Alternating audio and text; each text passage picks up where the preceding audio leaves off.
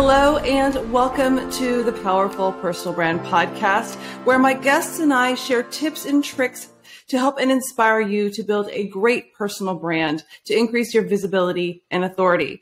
I am your host, Claire Bahn, and on today's episode, I'm so excited to be joined by Jeff Cohen. Jeff is a founder and author. He has successfully started 6 companies himself and has worked with dozens of corporate giants and hundreds of small and medium-sized businesses. He holds the unique distinction of being called radioactive by Mr. Wonderful Kevin O'Leary on Shark Tank. Jeff also released his Amazon top-selling book, Countable. Jeff, thank you so much for being here. Hey, thank you so much, Claire. It's such a pleasure. And by the way, thank you for pronouncing Countable without like that pregnant pause in the middle. I know, I know. The thing is that we did put a dash in between the on, right? Mm-hmm. So I often get people that go count on able. Okay. So it flowed perfectly. Thank you. Good. All right. I'm glad I could do that. Well, I mean, my first question is, why were you called radioactive? Please tell me the story behind that, because I saw that, and I'm like, I got to know more. Right. Well, so yeah, lots of people are interested. It was the very first season of Shark Tank, and I was on episode 5. By the way, there's another Jeff Cohen on episode 6, in case you're looking. And I had grown a software company from 0 to about 50 people in approximately 2.5 years. Very high growth rate. All of our clients were these Fortune 500, Global 2000 accounts, and we had dealt with about 100. In 2007, when the market tanked, we got a call from every one of our clients when it came time to renew. And they said, hey, we love you guys. We could not be doing what we're doing today without you. You're fired. And yeah, it was a real awakening. And it caused me to actually have to shut down the business. And I declared bankruptcy personally. And it was very painful. There's a whole lot that went behind that. I'm happy to share anything with everybody about it. But to answer your question specifically, so when I got up to Shark Tank and they all heard the story, and then, you know, Kevin said, well, why did you shut your software company down? And I said, well, I went bankrupt. His exact words were, you went bankrupt? You'll never get a bank ever again. To me, you're radioactive. I'm out. Now, that really was kind of harsh.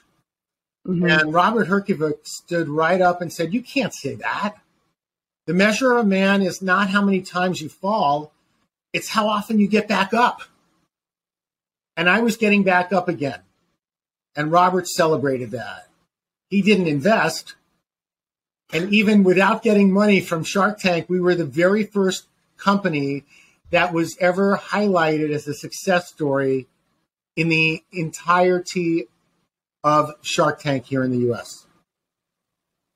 Awesome. Well, you know, yeah, I do believe in learning from your failures. So, and I think that it's okay to say failure, or, you know, I think that a lot of people are afraid of that. So thank you for your story. I think that's a very inspirational story. Well, so let's talk about Countable. What does it mean? I mean, I kind of think I know what it means, but I want to hear what you think it means. Well, you know, it's the creation of a new word pretty much, right? When I did the search for the URL a little over a year ago, there were six results. Like, I'm like, really? So here's the thing. I'm a real strong proponent of accountability. And there are a lot of great systems out there, like Entrepreneur Operating System by Gino Wickman and Scaling Up by Vern Harnish and others that are amazing. It's just we as people resist being accountable. There are some people that say, no, I wear a badge on my chest that says I'm accountable. But for the most part, the last time people heard that word was on the news when someone was going to jail, or there was a politician that they didn't like and people want to hold that politician accountable. So I noticed that, and in working with all of the executives, the CEOs, the founders, the corporate clients I've worked with, what I really noticed was a pattern that whenever someone is going to be held accountable, they feel like they're being held at gunpoint. Mm-hmm. And it's very disempowering. And in most organizations, especially corporate organizations, it's not okay to tell something about yourself that doesn't make you look good. So there's a lot of blame that happens. There's a lot of finger pointing that happens. People get bossed around all the time, and they call those bosses micromanagers. Mm-hmm. So I worked with 50 CEOs and entrepreneurs and executives, identified the one single common reason that accountability does not work in the workplace today. And it's very simply because everybody has a different definition of effective communication, right? I mean, it's like a lot of people say that, wow, that you just said, well, that's good enough for me. I know she got it, right? But a lot of people will say things like, got it. And that's shorthand for, yeah, I heard something, but, oh, yeah, I still have to do the laundry and pick up the kids and I got to go grocery. Like, that's all going on up here. So effective communication is broken.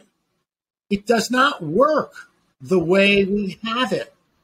And the bosses that I told you want to do nothing but micromanage are constantly doing your job for you because you're not good enough at it. It leaves you disempowered too. So in identifying that with these 50 CEOs and executives, what I realized was there's a way to shift that because everyone's being disempowered today and put down and pushed back and not elevated.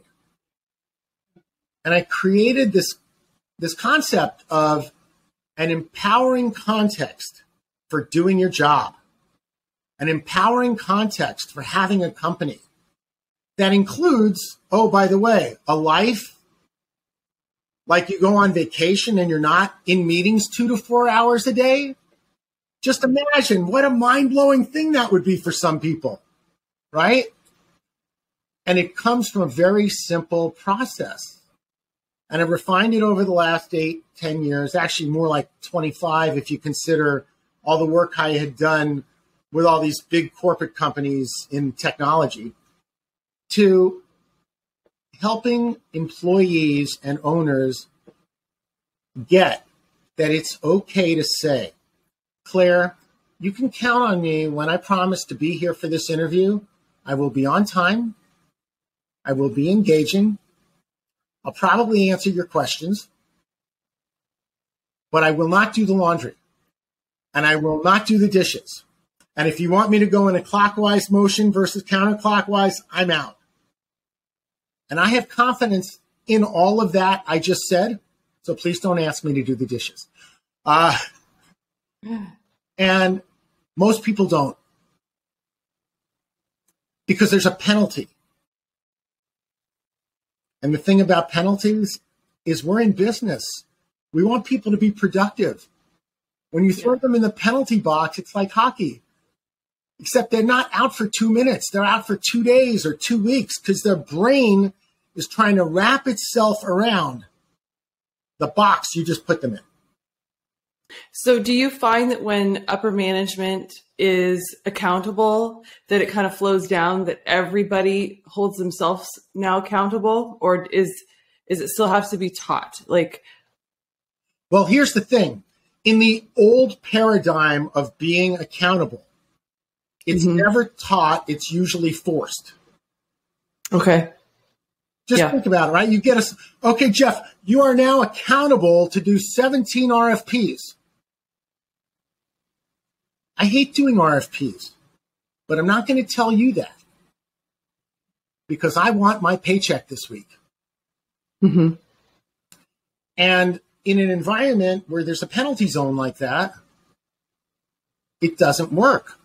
But imagine for a minute, Claire, everybody could have the confidence and support one another in being able to say, look, when you need this job done or that job done, I'm your man. I'm your woman. Like, I'm the one. And imagine for a minute that you actually had a method for identifying when people's strengths, what they were good at and what they loved doing, began to shift. Because it starts usually with the hiring process. We hire people and we say to them, this is the job description. And then we look at all the stuff they've done in the past to see how it matches to that job description. And we know we want to hire the person. So we tell that to HR. We get all of our paperwork ready to go. And we're in the final interview. And you say to that person, hey, we really like you. They say, yes, I really like you. I really want to work here. You say, it's really great. I just need to know one thing. Can you also do the dishes for us? And you've just taken that A player and that A job and given them a B job, and they will begin disappointing you from day one until they become a B player and you want to replace them. Flip it. Just on its side. Now imagine you only gave them the A job and you had a whole group of B jobs that needed to be done. And you put a job description out and found someone that was an A player in all of those B jobs. What might that do to your organization? Mm-hmm. Right? And on top of that, you know, I talk about a lot trust and verify in the book, like Ronald Reagan did way back in the 80s with the SALT Treaty and Russia.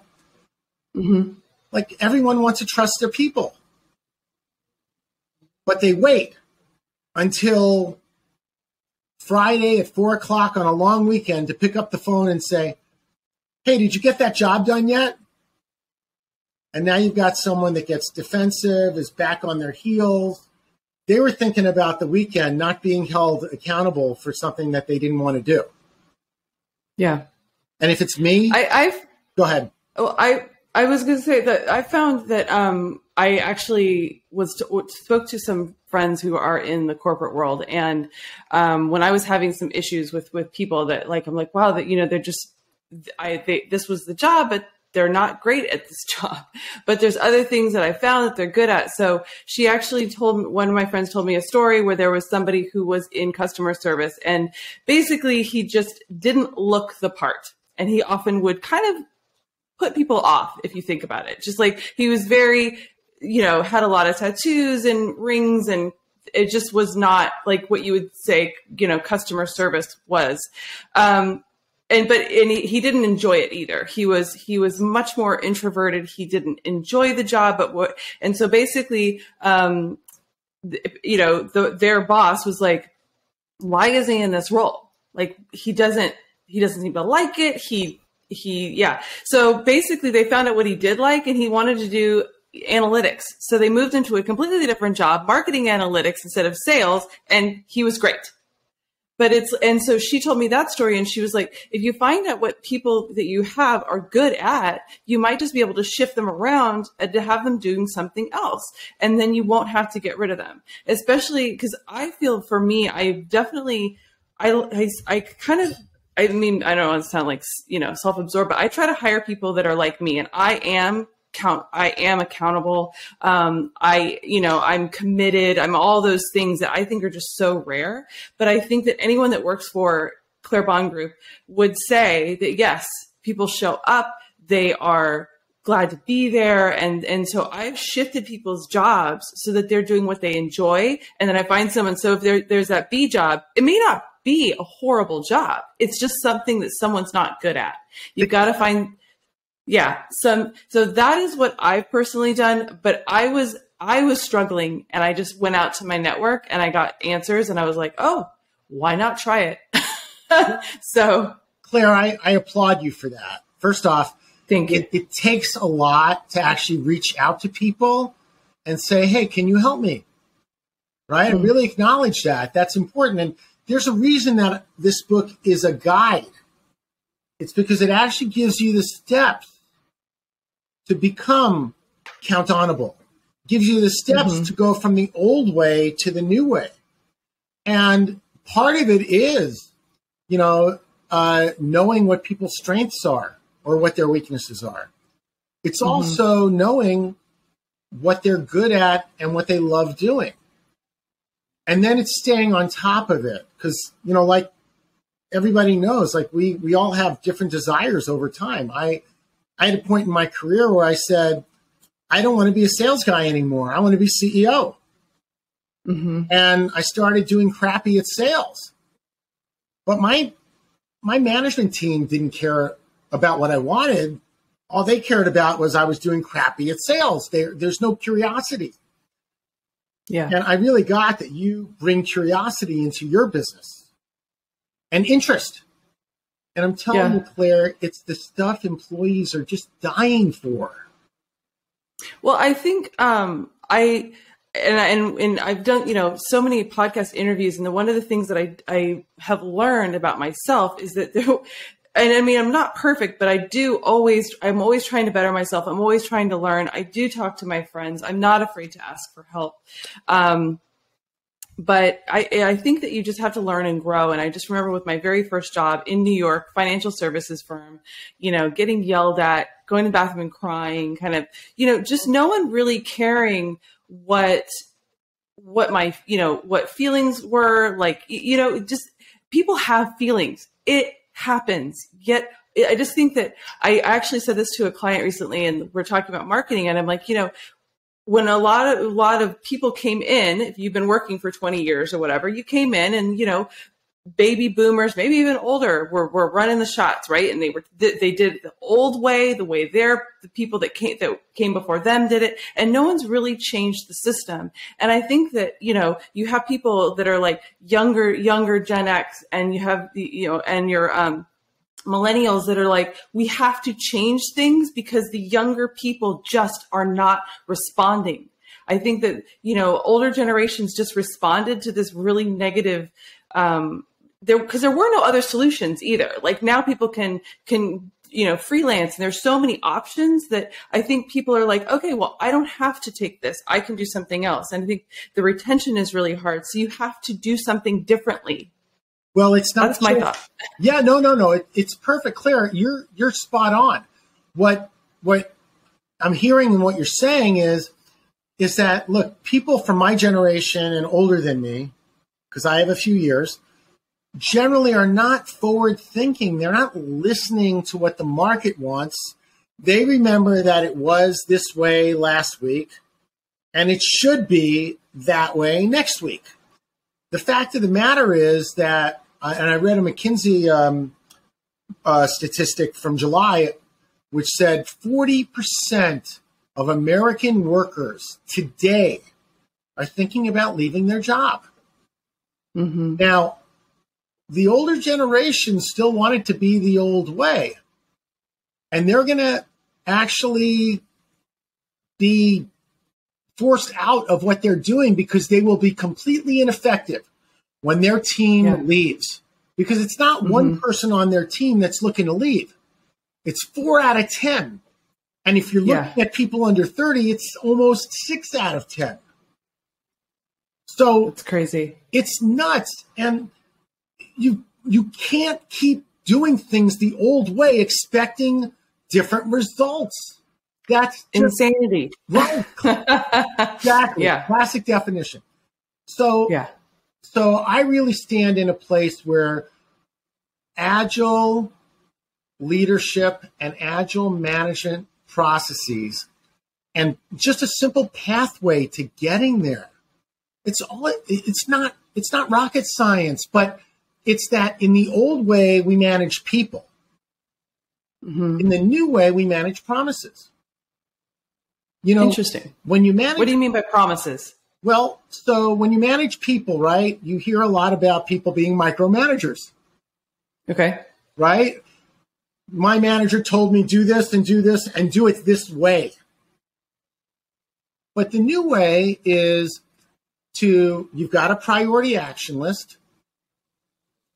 Instead of haphazardly having your manager call you up every 3 or 4 weeks to check on it, you've got a standing meeting. It might be 15 or 30 minutes where you just kind of go through that list. And each item on that list is a promise. Here's the great thing about it. If one of the items is due next week and you've not started it yet, now your leader, your manager has an opportunity to ask, hey, is this something that's really just not you? Should I assign someone else to do this? Or maybe they just say, you know what? I think you might be a little overloaded. I have someone that's perfect for this. It also gives you a chance to stand up and take responsibility and say, look, my integrity is out on this one. I accepted it without saying I'm not accountable for it. You know, how can I help make sure it gets done? But is there anybody that we can engage that's better at this than me? Like the environment, that management and leadership, it's not bossing people around anymore. It's giving people what they want, the opportunity to be empowered and declare what they want in their lives. I think it's interesting because a lot of what you've been saying, I mean, we have implemented a lot of those systems into our business because we kind of had to. We have people all over the world, but our main core team is all across the U.S. And we're managing tasks, and my co-founder is a former project manager. So perfect. Loves all. Yeah. So it's a funny thing because we are complete opposites. Like we have completely different skill sets. It makes us great co-founders because he's like, we need systems in place. We need project management systems. You know, we use Monday.com, and we're always tracking all this stuff. Yeah. It's a crazy thing. And I think that I wanted to say one thing is that I used to work for SAP. You were talking about, big Fortune 500 companies. Yep. And my team was out of London, and I did a podcast with somebody, and she basically said, she was talking about kind of like masculine and feminine energy in the workplace. And that in Europe, because it's a lot older, a lot of people use more feminine energy, right? They're more empathetic. They listen and that sort of thing. Whereas in the US, we are still doing that shift to less masculine energy, more feminine energy. So I kind of deduced that because I worked for a team out of the UK, I was kind of taught that. I hated the energy that I had with my US team, but I did like the energy out of the UK team. It was hard for me because because I had been treated so poorly that sometimes, not that I wanted to treat people poorly, but it was sometimes really hard to be like, why do I have to say thank you so much? And like give pats on the back as much. I'm like, come on, no one did that stuff to me. I was in the bathroom crying. But then I started to realize it didn't matter what I had gone through. It only mattered how I was bringing the team through whatever project because we needed the end result. And so I was like, okay. And what I learned is you have to suck it up. You have to deal with whatever your issues are that are kind of keeping you from adopting this kind of behavior or this tactic. Because I think that was one of the biggest things for me is that I struggled. I was like, but why? Everyone was so mean to me. Why do I have to be so nice? Because. No, it's great. I love it. My wife and I are foster resource parents. We have 2 little girls, a 1-year-old and a 3-year-old.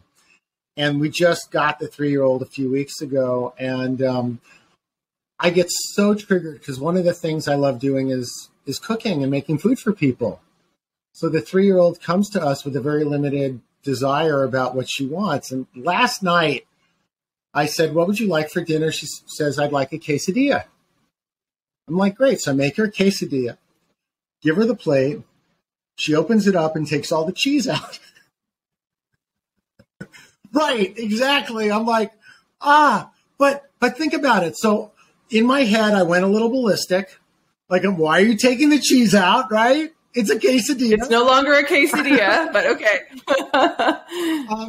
And then I thought to myself, this is exactly what happens at work. We get kicked by the boss. So then we kick, it's like, so then we kick, I'm going to use an analogy, right? So you come home, you're in a crappy mood, you kick the dog. The dog kicks the cat. The cat kicks the mouse, right? It rolls all downhill. But what I'm creating in the world is an environment with this process and method where parents can actually come home from work and talk about how they loved doing what they did today. Because I want kids to grow up in a world where they think, I can have an amazing job. Because as people, one of the things you were pointing out a second ago, Claire, which everyone experiences is triggers, right? We all get triggered. So we all naturally just want to fight back. But if you just take a deep breath and a step back, one of the reasons why the coaching industry has grown so much, because people are benefiting from the help they get from coaches like that. It helps keep people employed, stay in their jobs, and have great families. But when you actually take the step back and realize, hey, wait, I can act rationally. I don't have to act emotionally. I now have my clients sending me text messages like, Jeff, I was being right, so I stopped. And I'm reaching out to you so you can help me figure out what I want in this situation. Because there's only two states. There's I am right and I know I'm right, or I have a desired outcome that I want. And everything that I say and do could support that.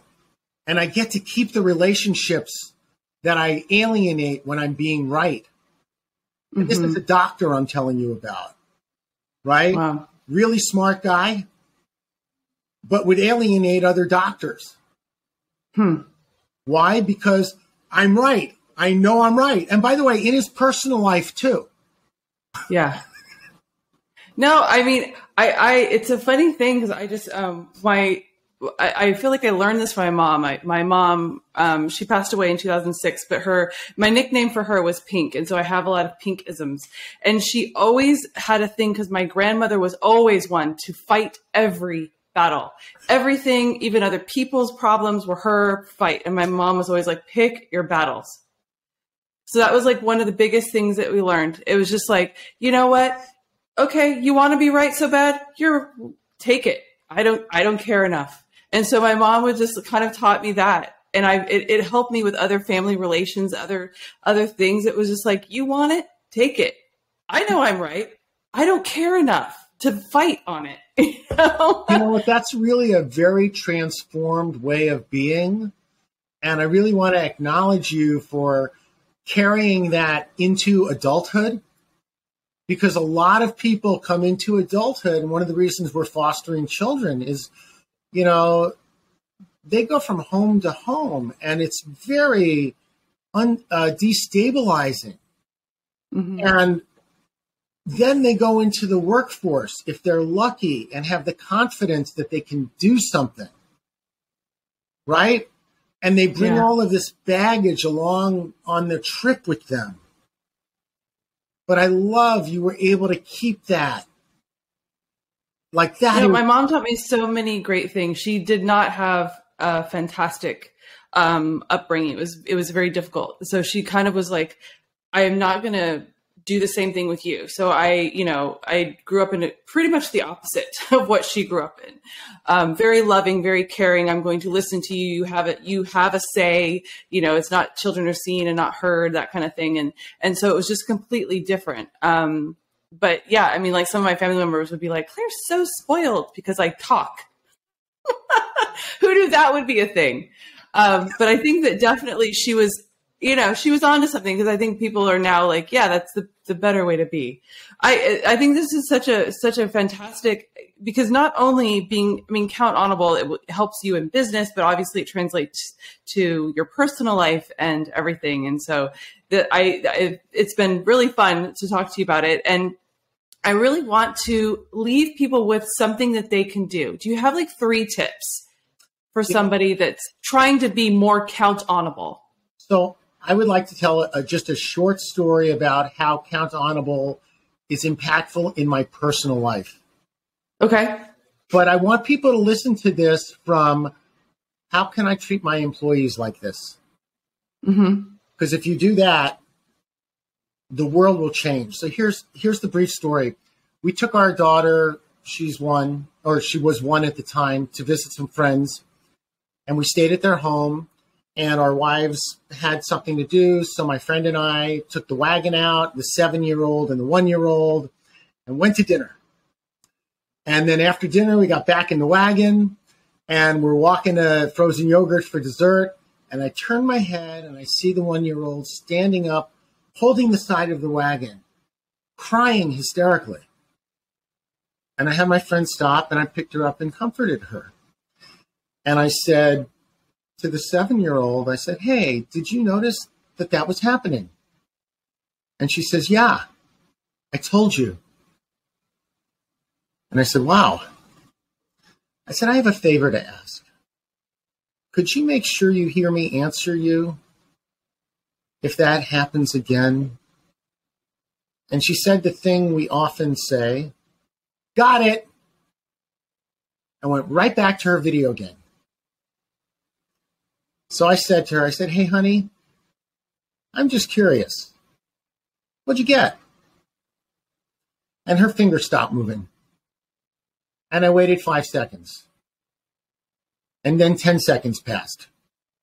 At about 15 seconds, she lifted her head up. And she said, you want to make sure that I hear you answer me if I call your name? And I said, yes, I'll be so grateful. Here's the key. A month later, we went back. And she came to me and she said, can we play with your daughter, with her friends? And I said to her, I'm just curious. Do you remember that conversation we had in the wagon last time? And she said, you mean the one where you want to make sure I hear you answer me if I call you? Yeah, that's the one. Now, it stuck. Imagine we all had the wherewithal to communicate with people in a way that we knew what we said was heard. And it stuck. So I just tell people, look, stop being just accountable. Be count-onable. Help people have the lives they really want to have with you. It's amazing. Ooh, very emotional. It is. Yeah. I get like anytime I share that, I do, because I mean, I love this little munchkin and I love the 7-year-old. They're, and I just want to see people have that quality of communication, because there's this little Tasmanian devil. It's in our heads and it's talking about stuff like picking up the kids and getting the laundry and the argument we had with our spouse last night. And it's keeping us from fully hearing whatever it is that's being shared. Mm-hmm. And what Countable does is it gives you tools to help you listen and verify. That's all. Yeah. Yeah. Sometimes I'm talking to my husband and he's like, looking at reading on his phone or something. I go, let me know when you're ready to listen.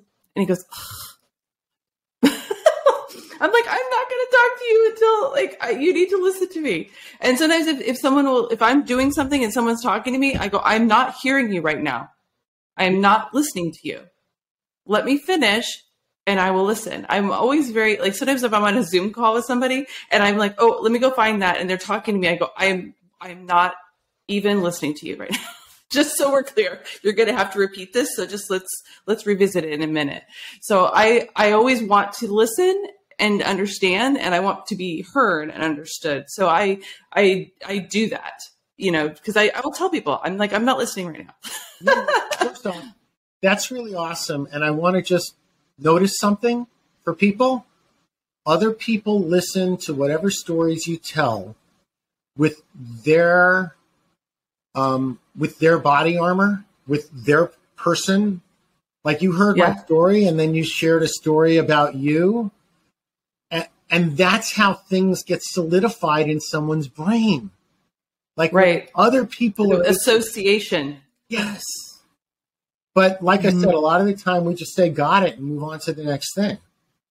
Yeah. And then 3 weeks later, we have an ineffective conversation that pisses people off. Right. Yay! So fun. Oh, awesome. Well, this has been such a fun conversation. I definitely, I think that I've learned a ton, and I definitely think that our listeners will learn a ton as well, to just kind of grow and just be better communicators, listeners, bosses, spouses, parents, everything, children. Yeah. So where can people connect with you? So I'm everywhere, and I'm nowhere, right? Like what really matters is there's 2 million Jeff Cohens in the world. So just searching for Jeff Cohen probably won't help you. However, if you just look for Countable, and that's COUNTONABLE, or go to countable.com, like you can get the first chapter of the book as a download. All of the tools and the resources are free. You can just download them off the website. You can do this yourself. You don't need me. And it's sometimes helpful to have a coach. So if you want to learn a little about it, I've got a great little button you can click. You can get to either me or someone on my team so we can have a brief conversation and see if there's something more you want to explore. And we will totally support you. I'm also on LinkedIn a lot, and Instagram. And, like I said, you can get the book at Amazon, either Kindle or physical. And, if you leave me... We'll make sure to put the links in the description. And, that would be just amazing. Notes. I just want to let you know how grateful I am, Claire, to have been selected by you to be on your podcast. I'm so happy to have you on. Yeah, you get contacted by tons and tons of people, and you have an amazing podcast, and it's just really thank you. An honor whenever I get selected to do a podcast. So I just want to thank you. Yeah, you're very welcome. I enjoy the conversations and kind of the growth that I have. I mean, I feel like I learn things and all that sort of stuff during the conversation. So I always have a great time. So thank you. Another fun conversation where I learned a lot, and it was a great conversation. So thank you so much, Jeff, for being here, and thank you for listening and watching. And I will see you in the next episode. Bye-bye.